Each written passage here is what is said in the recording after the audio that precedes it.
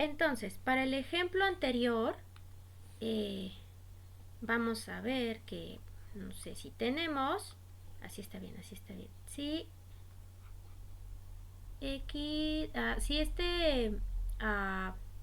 si tengo un campo vectorial que es igual a y, x, es decir, f es una función que va de un punto xy, puedo denotar así también, a el vector y más xj.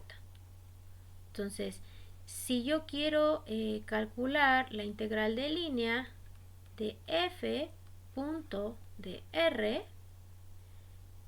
sobre cualquier curva paramétrica, lo que voy a tener es que f como vectorcito sería igual a el gradiente de una función. Entonces vamos como que hacia atrás, ¿sale? Nosotros acabamos de calcular que el gradiente de esta función f igual a xy. ¿Se acuerdan? Está un poco más arribita. Ahorita subo mi pizarrón y aquí está. Entonces, para esta función h1 xy, que es un campo escalar, calculamos este gradiente yx. Entonces, si por ejemplo te piden calcular la integral de línea donde este campo vectorial es de esta forma, entonces tú dices, pues esta función este campo vectorial es el gradiente de esta función f de xy, que sería igual a xy. Entonces, vamos a ver que por ese teorema que tenemos aquí, esto va a ser igual a la integral, a xy evaluada de a b. ¿Ok? Entonces, recuerden que este punto A pues está dado en el plano XY, entonces a este corresponde un X1, Y1, que sería el punto inicial de la trayectoria, y esta B sería igual a un X2, Y2, que sería el punto final de la trayectoria. Y entonces ya no necesito calcular la integral de línea, sino solo evaluar, y la integral de línea sería igual a la función potencial evaluada en el punto final menos la función potencial evaluada en el punto inicial. Ok, ahora vamos a ver que aquí. Entonces, dense ustedes cuenta que en ningún momento del cálculo de esta integral de línea la parametrización ni la trayectoria importó. ¿Ok? Entonces, vamos a decir que en efecto se tiene que la integral de línea de un gradiente es independiente de la trayectoria.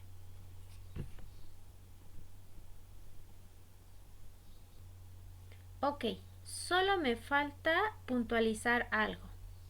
En todo este desarrollo que hicimos aquí, dijimos que si el vector o el campo vectorial f tiene esta representación, entonces f se va a denominar función potencial, y a esto le vamos a agregar que f, el campo vectorial, se va a decir que es un campo conservativo. Esta denominación de conservativo viene precisamente de aplicaciones en física, donde se llama conservativo porque la energía se conserva, es decir, no hay disipación de energía, por ejemplo, en fricción. En particular, vamos a decir que si tenemos que calcular la integral de línea sobre una curva cerrada de un campo conservativo, entonces al tratarse de una curva cerrada, vean que vamos a dibujar, por ejemplo, eso aquí. Vamos a suponer que una trayectoria, una partícula sigue sigue esta trayectoria. Inicia en este punto A y viene por aquí, por acá y regresa al punto A. Entonces, de esta definición de campo de integral de línea, podemos notar que si queremos calcular la integral de línea para una fuerza F, para un campo vectorial F que corresponde a un campo gradiente, entonces yo tengo que evaluar lo siguiente.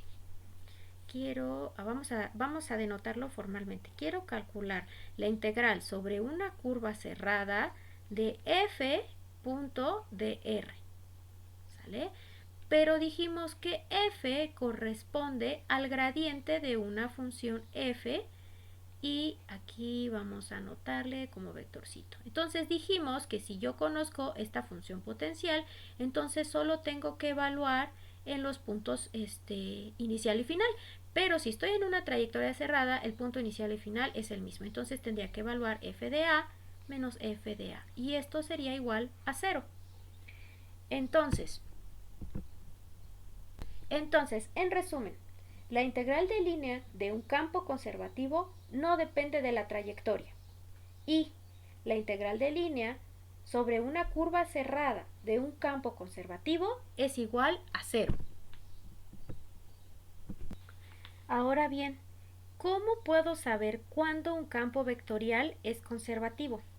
Bueno, pues habría que encontrar un campo escalar del cual nuestro campo vectorial sea su gradiente.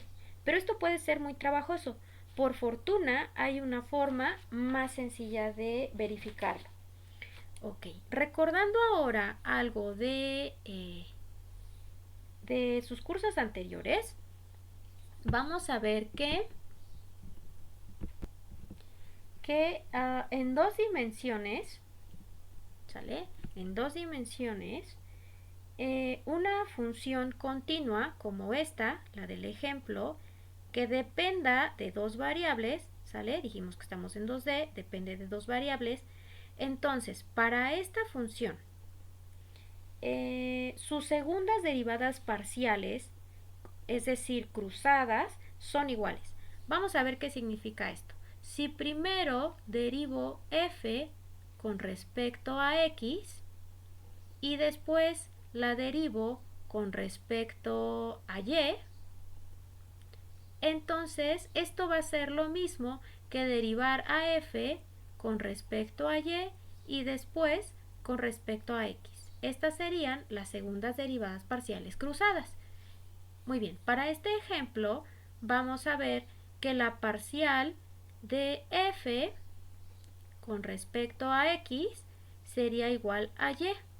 Y si después derivo esto, vamos a ver segunda derivada de f, pero ahora la vamos a derivar, primero la derivamos con respecto a x, es la anterior, y ahora lo derivamos con respecto a y. Esto sería igual a 1. Ahora, ¿qué sucede si derivo a f primero con respecto a y? Pues que esto va a ser igual a x. Y ahora si calculo la segunda derivada de f, pero ahora lo hago con respecto a x. Entonces, la derivada de f, pero ahora con respecto a x, voy a tener que, ya sé cómo le voy a hacer aquí para que sea un poco más claro. Dijimos que voy a derivar con respecto a y la derivada con respecto a x, la derivada con respecto a y. Entonces esto lo voy a anotar así: la derivada de f con respecto a y. Muy bien, entonces lo que derivé primero con respecto a y, ahora lo voy a derivar con respecto a x. Y esto sería igual a 1. Esto de aquí se simplifica así, como la segunda derivada con respecto a f, la segunda derivada de f con respecto a x. ¿Ok? Muy bien. Entonces, puedo notar que si esto sucede, si estas derivadas cruzadas son iguales, entonces estoy hablando de un campo gradiente.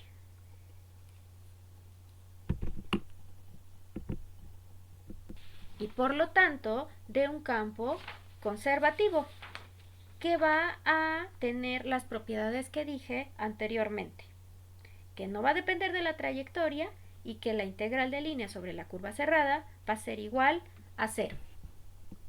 Muy bien, hasta aquí terminamos la parte teórica y lo que voy a agregar también es un ejercicio donde podamos visualizar todos los conceptos que aquí ya mencionamos.